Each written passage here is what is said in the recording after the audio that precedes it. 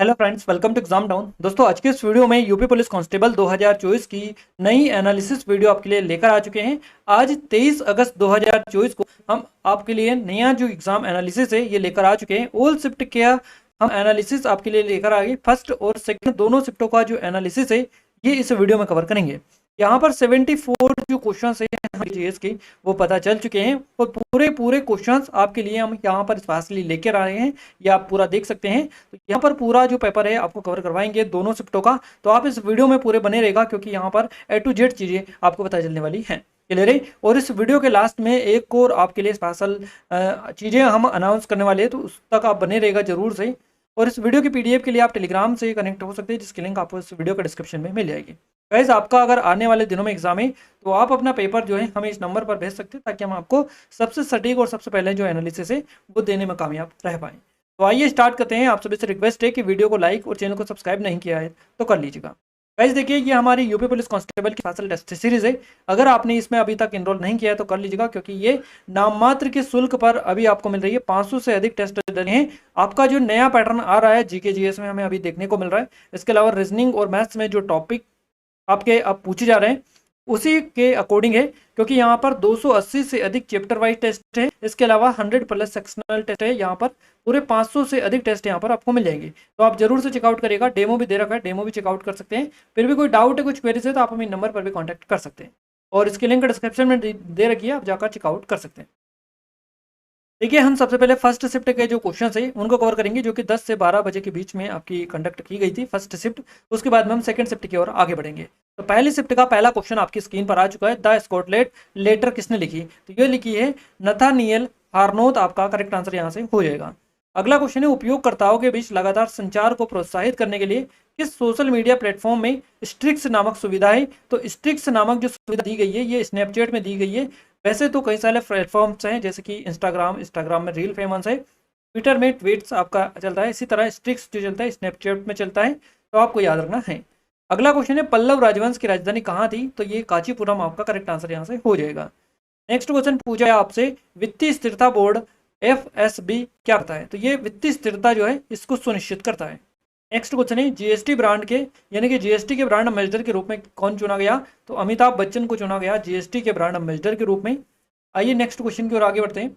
अगला क्वेश्चन है, निम्नलिखित में से कौन सी रेखा फ्रांस और जर्मनी के बीच की सीमा है? तो KW लाइन और 49वीं पैरेलल लाइन, इन दोनों में से आप देख लीजिएगा।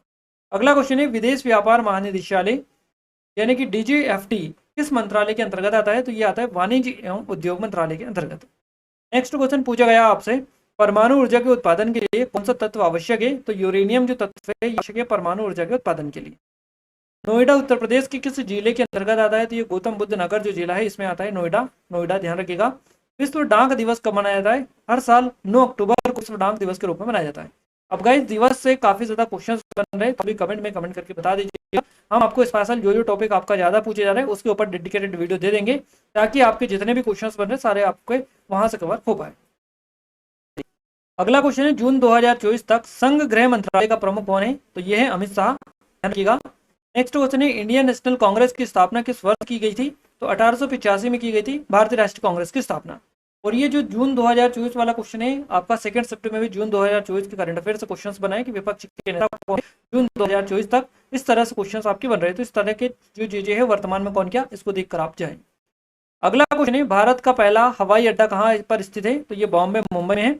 नेक्स्ट क्वेश्चन है, भारत में व्यवसायों के लिए सेवाओं हेतु जीएसटी पंजीकरण के लिए थ्रेशोल्ड लिमिट सीमा क्या है? तो 20 लाख रुपए है।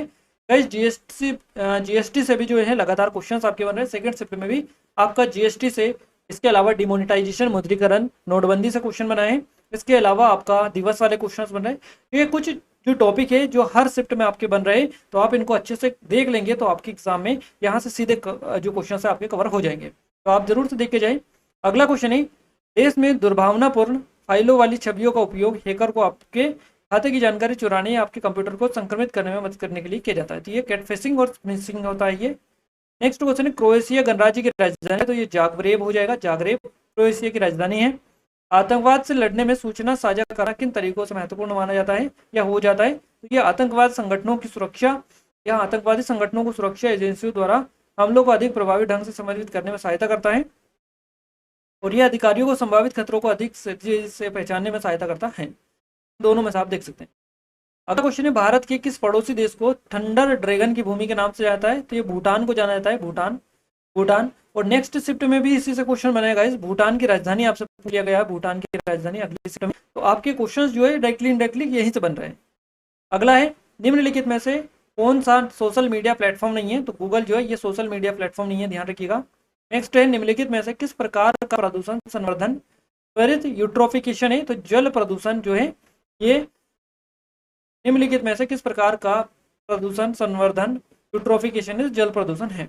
1946 के विमुद्रीकरण के दौरान आरबीआई के गवर्नर कौन थे? तो चिंतामन द्वारकानाथ देशमुख, यानी कि इनका नाम है सी देशमुख, याद रखिएगा। भारतीय संविधान का कौन सा भाग जो है भारत के जो राज्य के निधि सिद्धांतों से संबंधित है? तो भाग 4 का करेक्ट आंसर हो जाएगा यहाँ से। पुस्तक के लाइफ मिसस्पेक्ट के द्वारा लिखी गई थी। तो ये सूर्यकांत त्रिपाठी निराला। पुस्तक से भी लगातार क्वेश्चंस आपके बन रहे हैं, ध्यान रखिएगा आप। आसमान के नीलेपन का जो मुख्य कारण है ये क्या है? तो वायु के अणुओं द्वारा सूर्य के प्रकाश का प्रकीर्णन यानी कि बिखराव, ये इसका मुख्य कारण है आसमान के नीले होने का। अगला क्वेश्चन है, रमन सुब्बा राव जिनका हाल ही में निधन हो गया, किस खेल से जुड़े थे? क्रिकेट से ये जुड़े थे, ये करंट का क्वेश्चन है। प्रायद्वीपीय भारत की सबसे लंबी नदी कौन सी है? तो ये गोदावरी नदी है। एनएचआरसी का पूरा नाम, ये पूर्ण रूप वाले क्वेश्चंस भी बने, national human rights commission India, आपका करेक्ट आंसर यहाँ से हो जाएगा। वर्ष 1985 को कौन सा अंतर्राष्ट्रीय वर्ष घोषित किया गया? तो युवा वर्ष घोषित किया 1985 को, राष्ट्रीय युवा वर्ष। अगला क्वेश्चन है, देश अनुसंधान विधियां करदाताओं यानी कि उत्तरदाताओं की प्रतिक्रियाओं के आधार पर उनसे गहन और आगे की जांच और पूछताछ करने में सहायता करती है। तो ये गुणात्मक अनुसंधान विधियां करती है। क्वेश्चन है, बीआरआई का पूरा नाम पूछा गया। देखिए एक ही पेपर में दो आपके पूर्ण रूप पूछे जा रहे हैं, इस हिसाब से देख के जाइए। बेल्ट एंड रोड इनिशिएटिव, ये आपसे पूछा गया बीआरआई का फुल फॉर्म। अगला क्वेश्चन है, विशिष्ट व्यक्तियों को संगठन की सुरक्षा को खतरे में डालने की कोशिश करता है जिसके लिए वे काम करते हैं, ये स्पीयरिंग फिशिंग करता है। अगला क्वेश्चन पूछा गया, पहली बार राष्ट्रीय कृषि नीति जो है घोषित की गई थी? तो जुलाई सन 2000 में ये की गई थी। नेक्स्ट क्वेश्चन है, वर्ष देश में अंतर्राष्ट्रीय मानवाधिकार कानून के प्रवर्तन के लिए संयुक्त राष्ट्र मानवाधिकार आयोग को संयुक्त राष्ट्र मानवाधिकार परिषद द्वारा प्रस्तावित किया गया। तो ये सन 2006 में किया गया। अफ्रीका के आर पार दौड़ लगाने वाले पहले व्यक्ति कौन? इनका नाम है रस कुक, जो कि अफ्रीका के आर पार दौड़ लगाने वाले पहले व्यक्ति हैं। भारतीय कृषि अनुसंधान संस्थान ने भारत में संरक्षित बासमती किस्मों की खेती के लिए किस देश के खिलाफ कानूनी कार्रवाई की मांग की? तो पाकिस्तान के खिलाफ, ये भारतीय कृषि अनुसंधान संस्थान ने। अगला क्वेश्चन है, कौन सा भारतीय राज्य अपनी अनूठी वारली कला है इसके लिए स्पेशली जाना जा रहा है? तो ये महाराष्ट्र हो जाएगा आपका करेक्ट आंसर।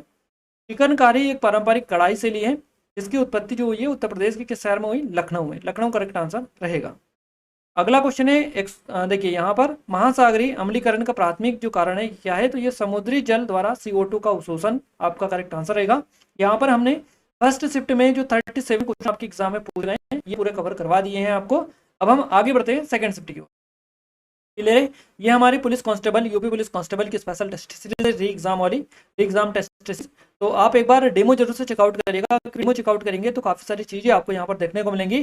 पूरा चैप्टर वाइज, सब्जेक्ट वाइज एक बार आप देख कर आइएगा, तब आपको पता चलेगा कितनी एडवांस टेस्ट सीरीज है। इतनी एडवांस टेस्ट सीरीज आपको कहीं भी नहीं मिलेगी, इस चीज की हम गारंटी आपको दे सकते हैं। तो डिस्क्रिप्शन में लिंक है, जरूर से विजिट करिएगा। और ये आप हेल्पलाइन नंबर, अगर कोई डाउट है, कुछ क्वेरीज है तो आप यहाँ पर हमसे कॉन्टैक्ट कर सकते हैं। चलिए सेकंड शिफ्ट की ओर आगे बढ़ते हैं। सेकंड शिफ्ट जो कंडक्ट हुई है 3 बजे से 5 बजे के बीच में आपकी।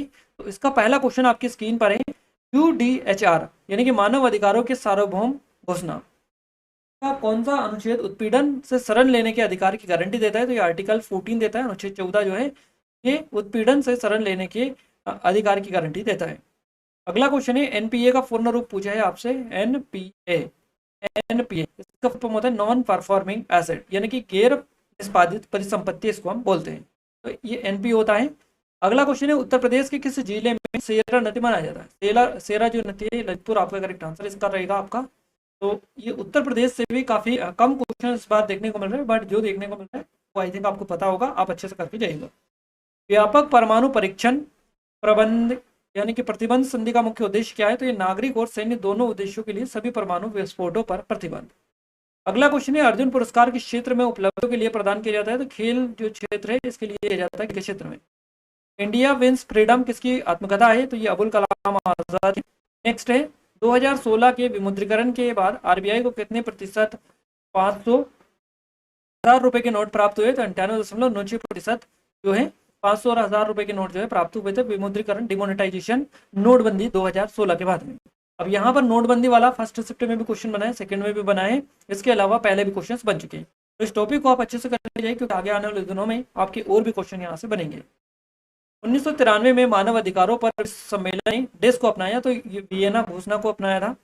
इस संवैधानिक संशोधन अधिनियम ने लोकसभा और राज्य विधानसभाओं में अनुसूचित जातियों और अनुसूचित जनजातियों के लिए सीटों के आरक्षण को बढ़ाया, तो ये 79वां संशोधन आपका था। तो संशोधन से भी क्वेश्चन पूछे जा रहे हैं। लोकटक झील भारत के किस राज्य में स्थित है, तो मणिपुर आपका करेक्ट आंसर हो जाएगा, मणिपुर में ये देखने को मिलती है।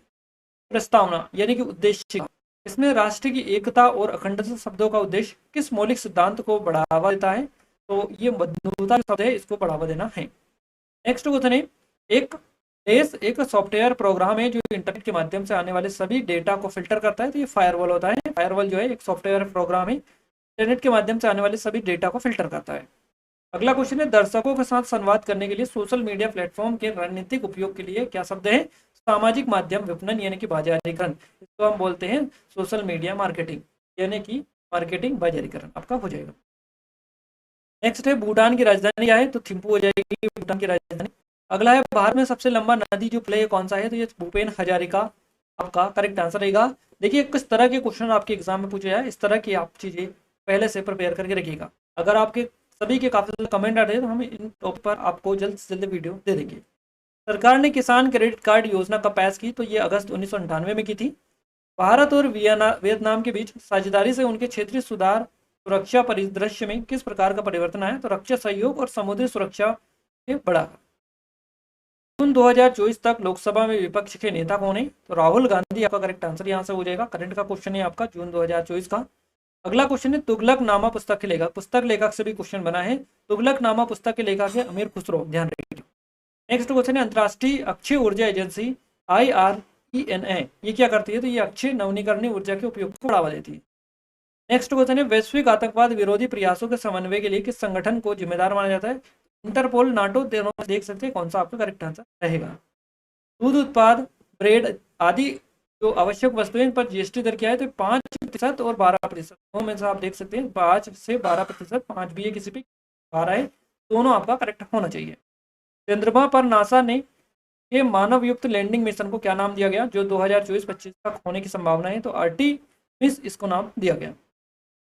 अंतर्राष्ट्रीय थर्मोन्यूक्लियर प्रायोगिक रिएक्टर परियोजना का उद्देश्य निम्नलिखित की व्यवहार्यता प्रदर्शित करना है, तो ऊर्जा उत्पादन के लिए परमाणु विखंडन। नेक्स्ट क्वेश्चन पूछा गया दिवस से आपका कि 14 सितंबर को किस दिन के रूप में मनाया जाता है, किसके रूप में मनाया जाता है, तो राष्ट्रीय हिंदी दिवस के रूप में मनाया जाता है। हर साल 14 सितंबर को दिवस आप अच्छे से करके जाएगा। चलिए अगला क्वेश्चन है, भारतमाला परियोजना किससे रिलेटेड है, तो सड़क मार्ग से रिलेटेड है भारतमाला परियोजना। नेक्स्ट है, निम्नलिखित में से कौन सा त्योहार भारत में प्रकाश के त्योहारों के रूप में जाना जाता है, तो दिवाली आपका करेक्ट आंसर रहेगा। दिवाली को प्रकाश के त्योहार के रूप में जाना जाता है। भारतीय GST में निम्नलिखित में से किस प्रकार का कर जो है प्रस्तुत किया जाता है, सेवा कर प्रस्तुत किया जाता है। अगला क्वेश्चन है, निम्नलिखित में से किसने पहली बार बुनियादी शिक्षा का विचार प्रतिपादित किया, तो महात्मा गांधी ने किया था। पहली बार बुनियादी शिक्षा का जो विचार प्रतिपादित किया महात्मा गांधी ने। भारत में 2020-21 में कौन सा राज्य मसालों का प्रमुख उत्पादक था, तो मध्य प्रदेश करेक्ट आंसर यहाँ से हो जाएगा। अगला क्वेश्चन है, प्रथम lifetime disturbing the peace award शांति भंग करने का आजीवन पुरस्कार का प्राप्तकर्ता कौन है, सलमान रुश्दी आपका करेक्ट आंसर हो जाएगा। नेक्स्ट क्वेश्चन है, सबसे कम लिंगानुपात वाला जो राज्य है कौन सा, तो ये हरियाणा हो जाएगा। हरियाणा करेक्ट। जनसंख्या D का घनत्व आपसे पूछा है, तो D बराबर N यानी कि जनसंख्या यानी कि संख्या और बटा स्पेस, कितनी जगह है वहां पर, ये इसका सूत्र होता है जनसंख्या निकालने का। तो जनसंख्या यानी कि D और आपका यहाँ पर अगर अपन बात करें घनत्व डेंसिटी ये होती है D यानी डेंसिटी, और नंबर यानी कि पॉपुलेशन जितनी भी होती है ये यहाँ से आपका पूछा गया, और यहाँ से स्पेस क्षेत्र है इसमें से इसको अगर आप डिवाइड करेंगे भाग देंगे तो ये बेसिकली आपका क्या आ जाएगा, डेंसिटी जनसंख्या घनत्व आ जाएगा। तो ये एक फॉर्मूला है। जनसंख्या मान लीजिएगा 1000 है, और यहाँ पर अगर अपन बात करें स्पेस कितनी है, तो स्पेस है यहाँ पर स्पेस जो रहती है वो किलोमीटर वर्ग किलोमीटर स्क्वायर में रहती है। यहाँ पर आप मान लीजिएगा 100 स्क्वायर किलोमीटर है, तो यहाँ पर आपका 10 व्यक्ति प्रति वर्ग किलोमीटर ये आपका डेंसिटी हो जाएगी। इस तरह से ये निकाला जाता है। चलिए, बायोमेट्रिक प्रौद्योगिकी का एकीकरण भारत के आंतरिक सुरक्षा ढांचे को कैसे बढ़ाता है, तो ये पहचान और सत्यापन प्रक्रियाओं में सुधार करके। 1928 में बारडोली सत्याग्रह का नेतृत्व किसने किया था? सरदार वल्लभ भाई पटेल। बारडोली सत्याग्रह हुआ था 1928 में, इसका नेतृत्व किया था। 2021 में इंस्टाग्राम को इंटरनेट पर दुनिया भर में सबसे अधिक इस्तेमाल किए जाने वाला सोशल मीडिया प्लेटफॉर्म में स्थान दिया गया। तो कौन सा स्थान दिया गया? चौथा स्थान इसको दिया गया 2021 में, ध्यान रखिएगा।